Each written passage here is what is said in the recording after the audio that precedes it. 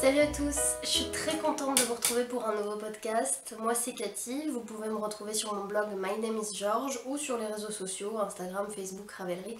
Je vous mettrai tous les liens en barre d'infos. Ça fait des mois que j'ai pas tourné de vidéo, j'ai plus ou moins des bonnes excuses pour ça. Déjà j'avais un peu perdu la motivation depuis janvier, donc depuis la dernière fois que j'ai tourné une vidéo.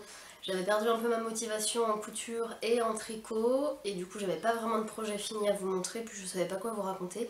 Et puis il y a mon copain aussi qui bosse beaucoup moins en ce moment, enfin en tout cas nos rythmes se sont plutôt bien calés, ce qui fait que je préfère passer mes journées avec lui à me balader que de tourner des vidéos, j'avoue. Mais bon, cette fois c'est bon, je me suis remotivée à reprendre le blog, à reprendre les vidéos, à être de nouveau active sur les réseaux sociaux. Et pour le coup, vu que j'ai pas tourné depuis fin janvier, j'ai énormément de choses à vous raconter.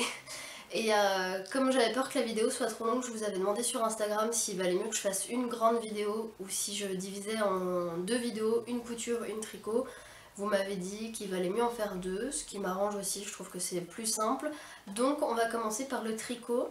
Et si jamais ça vous intéresse pas ou si vous préférez la couture, eh bien ce sera sur la deuxième vidéo que je posterai juste après celle-ci. Voilà, donc celle-ci c'est le tricot. Et du coup en tricot, il a fallu quand même que je me creuse un peu les méninges pour savoir où j'en étais la dernière fois que je vous ai parlé. D'ailleurs j'ai revisionné le dernier podcast. Et on va commencer par... De toute façon j'ai pas beaucoup de projets finis, j'en ai deux. Donc ça va aller assez vite. Mais j'ai plusieurs projets en cours et j'ai pas mal d'achats à vous montrer. Et donc dans les projets finis, il y en a un qui était presque fini je crois la dernière fois que j'ai tourné. C'est mon châle Winter Honey, je crois que je vous en avais montré un bout et je crois qu'il n'était pas tout à fait fini, voire même que je commençais seulement à le faire, je sais plus. Bref, donc ce châle il ressemble à ça. Donc je sais, mon appareil photo fait toujours très mal la mise au point, mais si vous voulez le voir en détail, il faut aller sur le blog, autopromo. Et donc c'est un châle, c'est un patron de Andrea Mori, dont je vous parle très souvent ici. La laine c'était de la Debbie Bliss Emara, pas du tout Emara, de la Debbie Bliss Rio couleur Frank Ocre, voilà, je vous remettrai les liens aussi.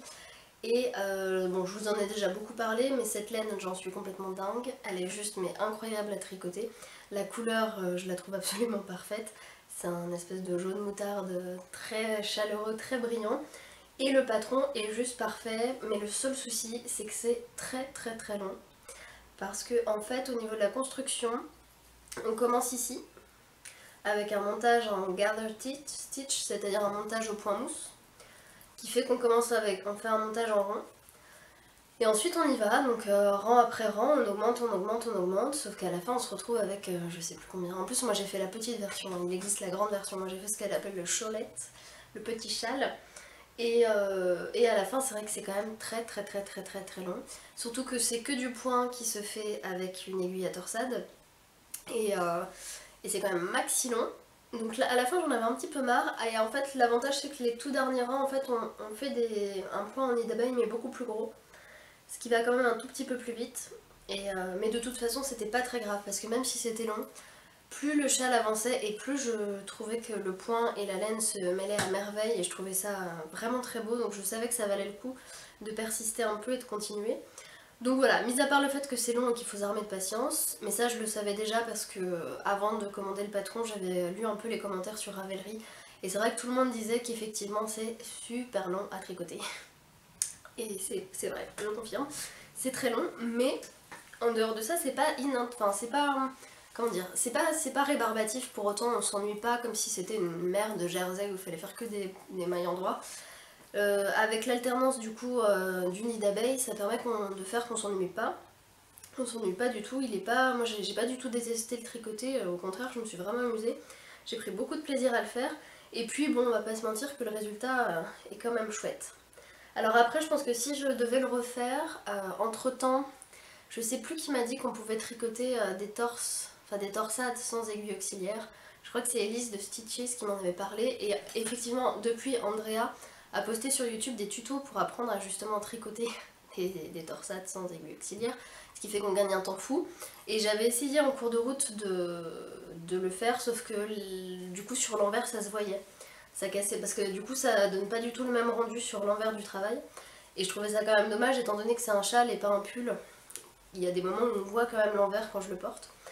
Donc j'ai laissé tomber l'idée, j'ai repris mon aiguille à torsade pour terminer mon châle, mais effectivement si je devais le refaire, et même la prochaine fois que je dois faire un truc avec que je dois tricoter un projet avec des torsades, je pense que je tenterai quand même la technique beaucoup plus rapide de 100 aiguilles à torsade.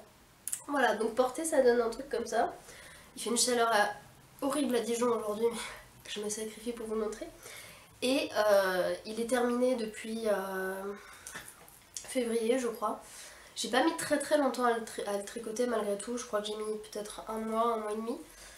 Mais j'ai pas arrêté de le porter depuis qu'il est terminé. En fait, je l'adore, il tient chaud. La taille est pas... J'avais peur que la taille soit un peu courte. Finalement, je trouve que c'est pas mal, puisque plus gros, ce serait vraiment trop d'épaisseur. Et la laine, elle tient super bien, parce que pour le coup, elle a pris la pluie, la neige, et elle a pas bougé. Pour l'instant, elle bouloche même pas. Enfin, c'est vraiment chouette. Après, c'est une laine, comme je vous le disais, c'est de la Malabrigo, et pas de la Daily Bliss. Hein. C'est de la Malabrigo Rios. Elle coûte un peu cher, hein. C'est vrai que les écheveaux sont pas donnés, mais pour un projet comme ça en tout cas, je trouve que ça vaut quand même le coup parce que c'est vraiment une très belle laine et pour le coup les écharpes c'est quand même sujet à être bien mise à l'épreuve donc voilà. Donc ça c'était pour mon premier projet terminé il y a maintenant quelques mois on va dire, mais largement rentabilisé du coup parce que voilà. Il se mariait très bien avec mon manteau Ernest que je vous ai montré dans la dernière vidéo qui est un peu bleu marine et du coup avec le moutarde par-dessus c'est absolument parfait. Donc c'était un beau combo et même si je l'ai fini un peu à la fin de l'hiver, j'en ai bien profité. Je sais que je serai contente de le retrouver l'hiver prochain. Donc ça c'est pour le premier projet fini. Le deuxième projet fini, c'est un pull que j'ai tricoté à l'occasion d'un cal. Donc pour celles qui ne savent pas ce que c'est, ou pour ceux qui ne savent pas ce que c'est un cal, en fait c'est l'idée c'est de se dire on va tricoter à plusieurs un même projet. Donc on part d'un patron souvent, ou d'un thème, mais là en l'occurrence c'était un patron de pull, et on s'est dit avec Elise du podcast et du compte Instagram et du blog Stitches, qu'on aimerait bien tricoter le même patron. Et on s'est dit, bah, tant qu'à faire, autant qu'on réunisse avec nous d'autres gens. Donc on a lancé un cal sur ce patron qui s'appelle le pull Fisherman d'Alice Hammer. Et donc l'idée c'était de dire, voilà, on se donne une date de départ pour le monter. Et on se donne une date, une échéance pour le terminer. Et en cours de route, eh bien, on a un fil de discussion en commun et on partage voilà, nos interrogations, nos avancées. S'il y en a une qui comprend pas le patron, bah, elle pose la question et souvent il y a quelqu'un qui arrive à répondre et à trouver une solution. Et c'est vachement agréable. Moi j'ai adoré lancer ce cal avec Elise et tricoter ce pull bah, plus ou moins en commun avec d'autres. Parce que c'était vraiment très intéressant je trouve de voir bah, comment chacune choisissait ses matières, ses couleurs, où est-ce qu'on en était dans nos avancées. Moi ça m'a pas mal dépanné aussi parce que des fois j'avoue que dans le patron j'étais un peu perdue. Même si ça vient pas du patron, hein, ça vient de moi et de ma logique. Donc c'était plutôt sympa de se passer quelques petits conseils comme ça et puis de tricoter tout ensemble un seul et même projet. Donc je pense qu'on en refera, je suis même sûre qu'on en refera, parce que c'est vraiment agréable. Et après il n'y a pas vraiment de challenge, enfin nous en tout cas, je sais qu'il y a des cals où il y a des cadeaux à gagner et tout. Nous on s'est mis d'accord pour le fait d'offrir quand même un petit quelque chose à un des projets soit qu'on piochera au hasard, soit celui qui nous aura le plus plu, on sait pas, on verra encore. Mais il n'y a pas de challenge. Après, l'idée c'est vraiment de se dire, on part d'un projet qu'on n'aurait pas forcément tricoté toute seule, ou en tout cas qu'on aurait peut-être laissé de côté en se disant je verrai pour plus tard, et de le tricoter ensemble. Et je trouve ça plutôt rassurant parce que moi le pull Fisherman, je vais vous le montrer après, il est quand même techniquement pas facile, j'avoue, c'est quand même un bon niveau intermédiaire je dirais, et c'était un patron qui aurait pu me faire peur si je m'étais lancée toute seule, et le fait de le faire à plusieurs, ça a un côté rassurant, on se dit bah de toute façon si j'ai des doutes, je pose la question et les filles qui sont un petit peu plus avancées que moi, qui ont déjà passé cette étape, elles vont pouvoir m'expliquer. Et inversement, voilà, on s'entraide comme ça et je trouve ça vraiment sympa. Et j'ai pas mal d'idées d'autres pulls qui me font un petit peu peur, ou moins d'ailleurs, mais que j'aimerais bien lancer comme ça en cale pour voir ce que ça donne. Donc, assez parlé, je vais vous montrer ce petit Fisherman qui ressemble à ça. Donc je l'ai publié sur le blog la semaine dernière. Donc c'est un pull Fisherman, donc dit du pêcheur, qui a une construction assez rigolote puisqu'en fait on part des manches, donc on part des manches comme ça, qui se tricotent à plat. On tricote toute la longueur de manche jusqu'ici. On crée l'ouverture pour le col. On continue à tricoter à plat la largeur de manche. On termine la manche, donc ce qui nous fait en fait un espèce de long bandeau plat. Et ensuite, à partir de là, on reprend les mailles du devant. On fait des rangs raccourcis. On prend ensuite les mailles du dos, on fait les rangs raccourcis et on finit par assembler en rond pour tricoter le corps en rond. Et on termine par un assemblage des manches en grafting. Voilà. D'ailleurs, moi je vois qu'il y a j'ai une de mes manches qui est en train de se déliter complètement, donc il faudra que je reprenne la couture. Voilà, donc c'est ensuite, à part la construction, ce qui est un peu compliqué ou ce qui peut faire peur, c'est effectivement le point des manches et de l'encolure, à savoir donc des torsades et un point, enfin non en fait une grille qui crée des losanges. Mais comme toujours avec Alice, honnêtement je trouve que c'est très très bien expliqué. Il n'y a vraiment pas de questions à se poser. Alors je crois qu'il y a... Parce que le patron Fisherman, vous pouvez l'acheter individuellement sur Ravelry ou sur le site d'Alice. Mais il fait partie aussi du livre Sentimental Tricot d'Alice, dont je vous ai parlé il y a très longtemps.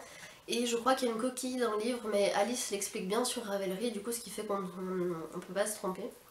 Et c'est ce que je vous disais dans l'article du blog, les patrons d'Alice ils sont toujours tellement bien expliqués que c'est fluide, c'est simple. Même les patrons difficiles comme celui-ci, il y a vraiment aucun... Enfin en tout cas moi il n'y a aucun moment où je me suis dit mais attends je comprends pas ce qu'elle raconte, il n'y a pas d'erreur. Bon là une coquille mais ça arrive à tout le monde.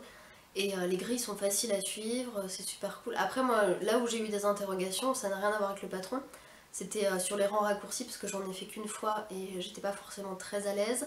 Et puis c'était quoi mon autre interrogation?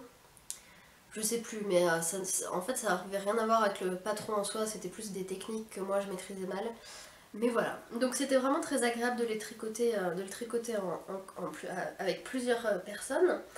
J'en perds mes mots. Et alors je peux peut-être le passer pour vous le montrer.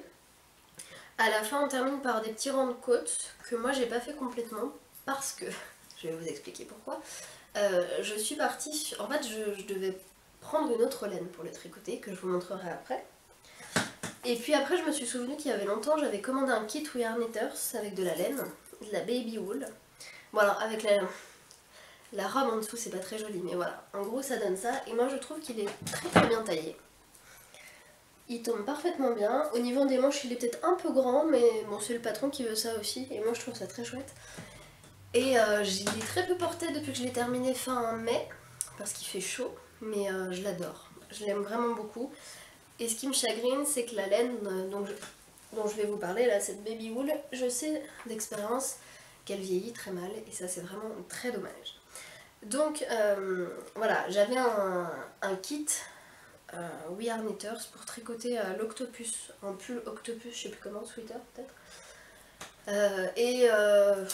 We Are Knitters et moi c'est pas franchement le grand amour. Je sais d'avance que leurs patrons sont pour le coup pas du tout limpides et souvent mal taillés et c'est difficile de les comprendre. Et là en plus c'était un patron avec une grille, enfin bref, j'avais pas du tout envie de me lancer dedans.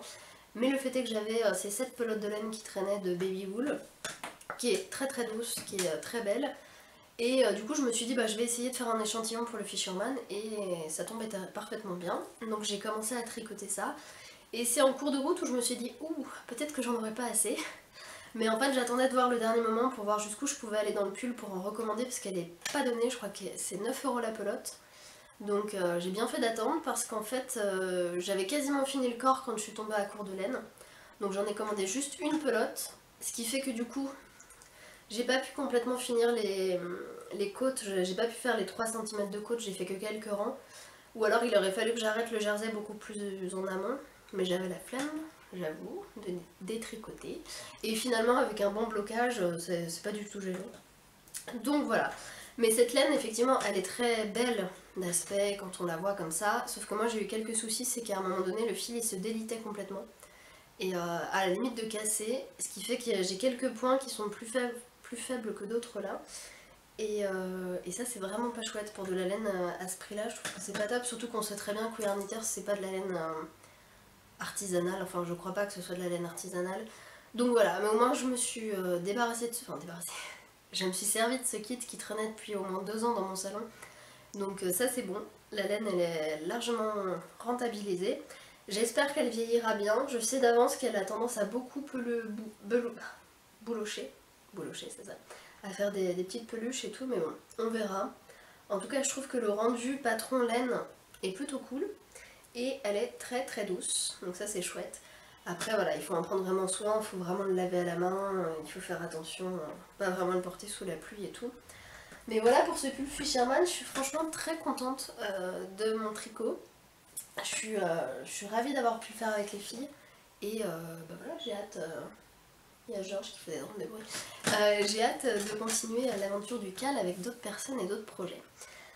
Donc ça c'était pour les projets terminés et j'en ai pas vraiment d'autres à vous montrer.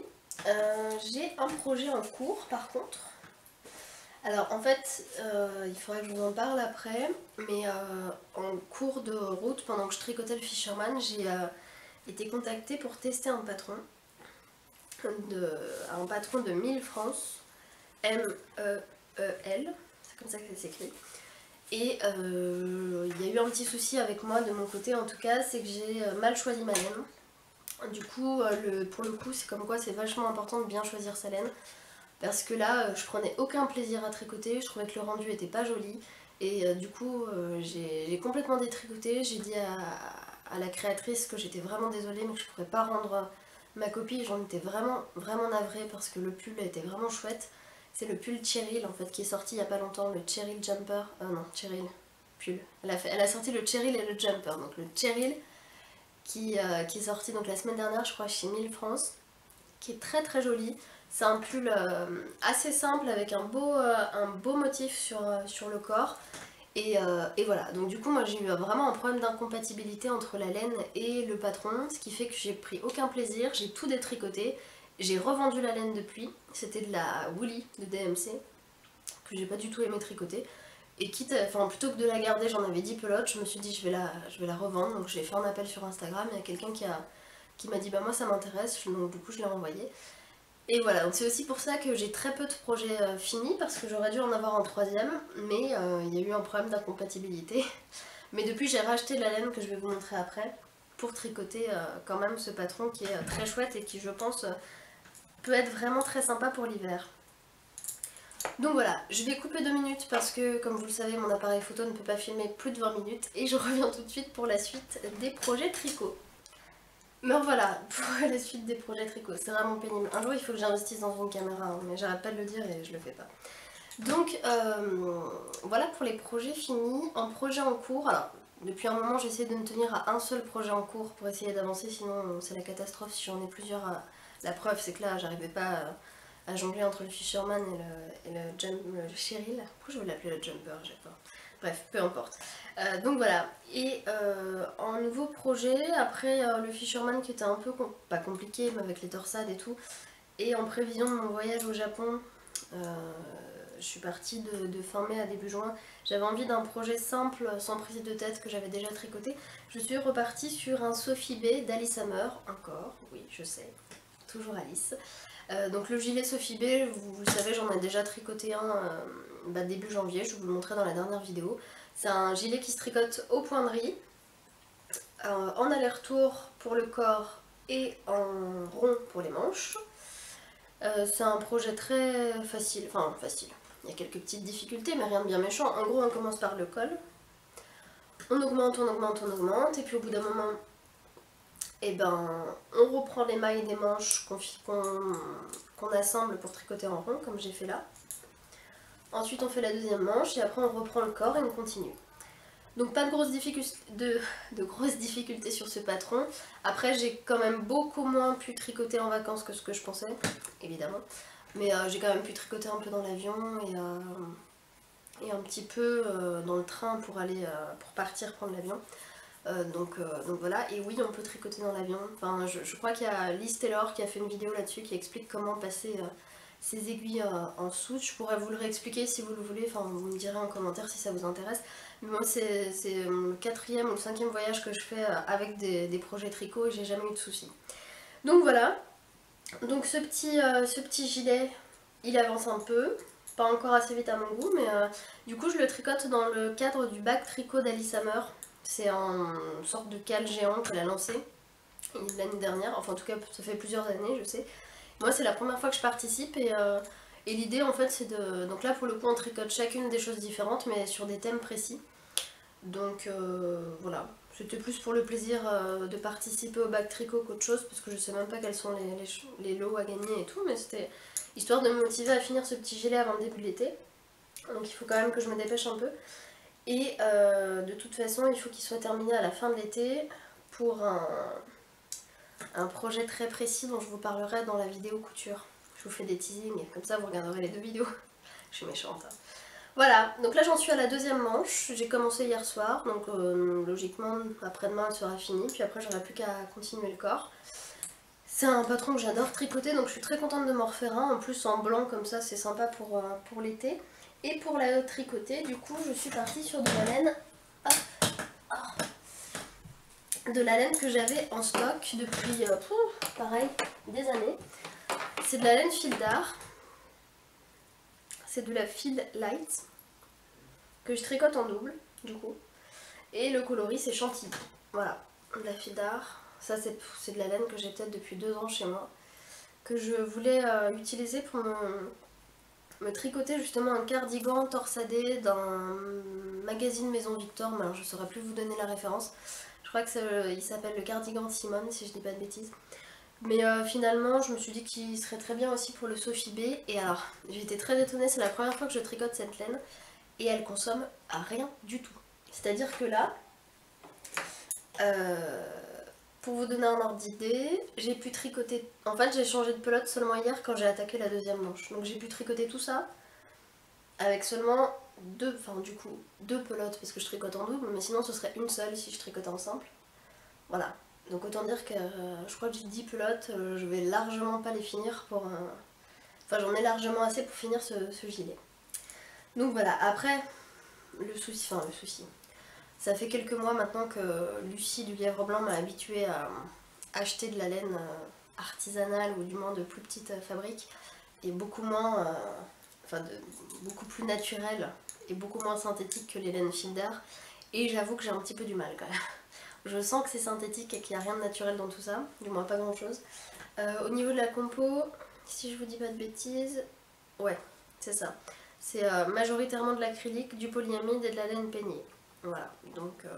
Mais bon, après cette petite laine, elle avait le mérite d'exister dans mon stock, donc il n'était pas question que je m'en sépare, du moins que j'aurais pu la revendre, mais c'était pas le but. Je trouvais que la couleur était jolie, puis ça rend bien, puis pour un petit gilet, après peut-être qu'elle vieillira mal, j'en sais rien, mais tant pis, c'est pas très grave.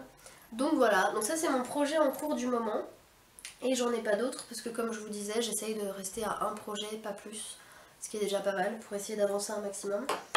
Donc voilà, je me suis acheté au Japon un joli sac à projet dans un musée, un petit pochon comme ça, qui est très pratique, et que je prévois de copier, évidemment, pour m'en faire d'autres à la maison, parce que c'est vraiment facile à faire, j'ai l'impression que c'est vraiment tout bête. Et l'avantage c'est que je trouve qu'il a la bonne taille. Alors il faudrait peut-être que j'en fasse un tout petit peu plus gros pour les plus gros projets de pull. Mais sur le principe j'aime beaucoup. Donc voilà. Donc ça c'était le petit souvenir de tricot du Japon. Sinon j'ai pas mal d'achats à vous montrer. Bon j'ai été là quand même un peu raisonnable mais pas trop. En février je suis allée à Paris avec Lucie justement du Lièvre Blanc. Je suis allée à l'Aiguille en fait, c'était la deuxième fois que j'y allais et c'était vraiment très sympa, surtout qu'avec Lucie on est parti dans la partie, on est passé dans la partie pro. J'ai pu rencontrer Alice d'ailleurs, d'Alice Hammer, c'était genre trop bien. Elle est aussi chouette que ce qu'elle dégage en tout cas sur ses patrons, sur les réseaux et tout ça. C'est quelqu'un de très simple et qui est vraiment, c'est une chouette personne. Et du coup, j'en ai profité pour acheter de la laine que je trouve pas ici, que j'aurais pu commander sur internet, mais bon, tant qu'à faire, autant l'acheter directement. C'est de la laine sable, donc c'est pareil, archi connu, de la filature du Val-Gaudemar, je sais jamais comment ça se dit, filature du Val-Gaudemar. Et à la base, en fait, je l'avais acheté pour me faire un Fisherman. Sauf que bah, du coup, entre temps, comme je vous disais, je suis partie sur la baby wool. Et cette laine sable, en fait, je la garde précieusement pour me faire un pull docker d'Alice Hammer, encore, je sais. Et d'ailleurs, ce sera sûrement l'objet d'un cal à la rentrée. après l'été. Donc voilà, elle est... alors je pense que ça rend très mal à la caméra. Le coloris c'est gingembre et en fait c'est un rose poudré très très doux. Et elle est... enfin, je pense que ce sera un vrai bonheur à tricoter. C'est un mélange de mérino et d'angora, donc autant dire que voilà, niveau douceur on y est. Et je crois que j'en ai 10 pelotes, peut-être même un peu plus, je sais plus. Donc voilà, donc elle s'est pas transformée en Fisherman, mais elle se transformera en Docker. En plus c'est la laine que Alice utilise dans... En tout cas pour Sentimental Tricot, c'est celle-ci qu'elle conseille pour faire le Docker, donc ce sera parfait. Donc j'adore cette couleur, je la trouve très très jolie et j'ai vraiment hâte de m'y mettre.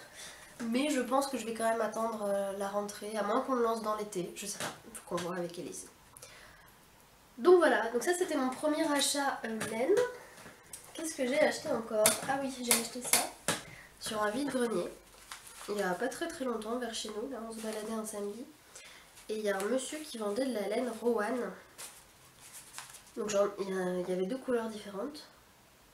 J'en ai peut-être une vingtaine de pelotes, enfin 10 de chaque à peu près. Donc ça c'est du lin. C'est un mélange de viscose et de lin qui se tricote en 4. Et ça c'est autre chose encore, ça se tricote en 4, 4,5, donc ça c'est plutôt bien. Et c'est du coton. Voilà. Alors je sais pas trop quoi en faire encore, mais j'ai ma petite idée. Donc j'en ai pas mal de pelotes et j'ai acheté le tout pour, je sais même plus, peut-être 5, 10 euros maxi, non même pas, 5 euros. Donc ça c'était vraiment chouette. Et en fait il y a quelques mois maintenant, en avril peut-être, j'ai pris un cours de crochet à l'atelier Pétula Green à Dijon, c'est l'atelier qui tient ma soeur. Et elle avait une amie à elle qui donnait un cours de crochet, donc je suis allée prendre un cours de crochet, j'ai adoré. Sauf que depuis j'ai pas repris les crochets, j'ai pas repris quoi que ce soit, mais c'est une technique que j'aime beaucoup du coup. Et j'aimerais bien me faire une couverture en granit. Donc je sais c'est encore un projet hyper ambitieux parce que c'est très très long. Il y a Aurélie qui est en train d'en faire un, on peut suivre ça sur son compte Instagram, je vous mettrai le lien, qui est très chouette et je sens que à force de la tanner, elle finira par faire des tutos. Donc voilà, j'attends. Mais je me dis que ça peut être très chouette. En fait, c'était un peu les couleurs que j'avais envie, associées à du blanc et à du moutarde. Et comme c'est à peu près la même taille d'aiguille ou de crochet pour les faire, c'est plutôt chouette. Donc voilà, pour ces petits achats, bon ça c'était un achat plus que raisonnable, hein. Pour le coup c'était pas cher du tout. Qu'est-ce que j'ai acheté d'autre? Ah oui, je me suis acheté, que je range dans une magnifique pochette de petit patron. Pochette très canon. Je me suis acheté un kit d'aiguilles. J'en avais pas en fait, j'avais pas mal d'aiguilles comme ça, mais du coup pour mon anniversaire je me suis fait plaisir, je me suis fait un auto cadeau, je me suis acheté un kit d'aiguilles interchangeable. Voilà, ça c'est plutôt pratique parce que du coup comme je tricote souvent avec le même type d'aiguille, ça m'évite de changer à chaque fois. Quand j'ai plusieurs projets en cours, ce qui arrive pas souvent mais ça m'arrive parfois, ou même pour commencer à tricoter en échantillon sur un projet, je trouve ça plutôt pratique. Donc je range tout ça dans une petite pochette petit patron, dont j'ai oublié le nom, mais ça va me revenir, Sacha, c'est ça, je crois. Qui sont très très belles, elles sont assez faciles à faire en plus, enfin ça c'est de la couture, hein, mais c'est pas grave. Et elles ont la taille parfaite pour ranger les kits d'aiguilles Knit Pro en bois de rose et en bambou. Voilà, en achat, j'ai aussi acheté hop, donc de la nouvelle laine comme je vous disais pour faire le pull 1000. Et pour la première fois je me suis dit je vais aller voir du côté de chez Drops. J'ai jamais tricoté ni commandé de la laine chez Drops. Et j'ai commandé de la Charisma, donc qui se tricote en 4. Et vous allez sûrement pas le voir à la caméra. La couleur c'est 75, mais en gros c'était un truc genre pétrole. Et en fait c'est une laine donc foncée, comme vous pouvez le voir, avec des nuances de bleu et de violet, et elle est très jolie. Donc c'est pour faire le pull de 1000. Alors je sais que les modèles qui sont présentés sont plutôt dans des coloris clairs parce que le motif ressort très bien.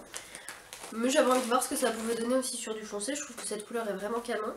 Donc je sais pas ce que ça donnera, la laine Drops, j'en entends beaucoup de bien, pas forcément de celle-ci mais la Drops en général. C'est un mélange celle-ci de... bah c'est 100% laine, voilà. Donc de la laine Drops comme ça. on verra ce que ça donne. Donc ça je l'ai commandé il n'y a pas très longtemps, je l'ai reçu. Je l'ai commandé sur un site qui s'appelle mepelote.com, je connaissais pas, qui est l'un des revendeurs officiels de Drops. En tout cas, c'est quand on va sur leur site, c'est là-dessus qu'ils nous renvoient. Et livraison au top, j'étais très contente, c'était très bien. Donc voilà, en plus elle coûte vraiment pas cher, pour le coup je crois que pour moins de 20 € j'ai un pull. Enfin j'ai de quoi me faire un pull. Donc ça c'est plutôt cool. Et puis en dernier achat, ah je vais essayer de pas tomber, je suis toujours là. Je sais pas si vous savez mais Debbie Bliss va arrêter de produire, ou a déjà arrêté d'ailleurs de produire la plupart de ses laines. Elle a connu un gros problème de filature et en gros elle est censée changer de filature, ce qui fait que toutes les laines qu'on connaissait jusqu'ici seront plus forcément les mêmes. Et Lucie au lièvre blanc, elle pourra plus forcément les vendre. Du coup elle a fait une grosse opération de remise sur les pelotes Debbie Bliss pour vider le stock. J'ai failli racheter de la Emara mais finalement je savais pas quoi en faire, donc j'ai essayé d'être raisonnable. Par contre j'ai craqué sur de la Angel parce qu'elle est beaucoup trop canon. La Angel elle ressemble à ça. C'est genre la douceur incarnée. Et j'ai pour projet de m'en faire un pull tout simple en jersey, mais tricoté en double pour l'hiver. Je trouve que cette couleur est trop canon. La couleur c'est, ça va vachement vous aider, 150-13, voilà. Mais elle est juste trop bien, quoi. La douceur est juste incroyable. C'est un mélange de mohair et de soie, voilà, donc tout est dit. Et voilà, l'idée c'est de la tricoter en double parce que j'aime pas trop en simple, je pense que ce sera vraiment trop fin. Et de me trouver un petit patron de pull tout bête à faire en jersey classique pour l'hiver. Donc voilà, donc ça c'était mon petit craquage Debbie Bliss avant que je n'en ai plus. Voilà, donc je vous parlais de la Debbie Bliss, ma vidéo a coupé évidemment, c'est pas très pratique. Bref, donc tout ça pour vous dire que effectivement j'ai craqué sur cette laine Debbie Bliss au lièvre blanc. D'ailleurs, je vous disais, Lucie, elle a rentré pas mal de nouvelles laines pour combler le manque de Debbie Bliss avec des prix hyper intéressants et ça vaut vraiment le coup d'aller faire un tour parce qu'elle a des laines de super bonne qualité, fabriquées artisanalement avec des prix vraiment sympas. Donc allez-y, ça c'était le petit quart d'heure promo de la vidéo.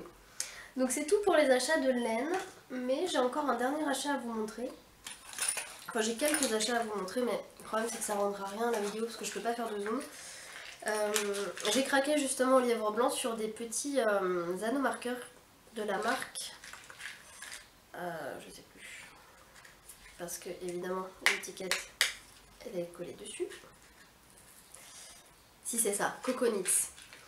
Donc moi je suis partie sur les anneaux marqueurs argentés et dorés, qui sont très très chouettes, et cuivrés. Les petits anneaux marqueurs comme ça, dans une petite boîte. Elle en fait aussi des colorés qui sont très jolis. Et je trouve qu'on n'a jamais assez d'anneaux marqueurs, donc ça vaut le coup. Et puis au Japon, j'ai aussi craqué sur des anneaux marqueurs comme ça. Hop. C'est des gouttes. Ou alors c'est des petits anneaux comme ça, mais en forme de cœur. Dans des couleurs pastel qui sont trop mignons. Et puis des petits protège-aiguilles tulipes roses, parce que j'en avais déjà acheté des bleus marines, mais j'en avais pas des roses. Voilà, donc ça c'est le truc qui sert à rien par excellence, mais qui est trop mignon. Donc je pense que là en anneau marqueur je suis bien. Hein, je crois que faut que j'arrête. Donc ça c'était pour les petits achats accessoires, j'ai rien acheté d'autre depuis. Et puis ce que je voulais vous montrer, ce dont je voulais vous parler surtout avant de terminer la vidéo et la partie tricot, c'est le livre de Liz Taylor qui s'appelle Je me mets au tricot. J'ai mis un certain temps à l'acheter parce que déjà je le trouvais pas en magasin. Et puis que voilà, j'étais un peu lente à la détente, j'attendais de voir un peu les retours, mais j'entendais que du bien de ce livre. Tout le monde disait que c'était une vraie bible et qu'il était super bien fait, et c'est vrai que des fois moi les livres de tricot je me méfie un peu parce que souvent c'est pas super bien expliqué, et puis quand on commence à tricoter depuis un moment on se dit qu'est-ce que ça va m'apprendre de plus, et en fait il est génial. C'est une bible, j'arrête pas de m'en servir, il est génial, il est super clair, tout est hyper bien détaillé, déjà il est gros. Je vais vous montrer. Il fait 140 pages.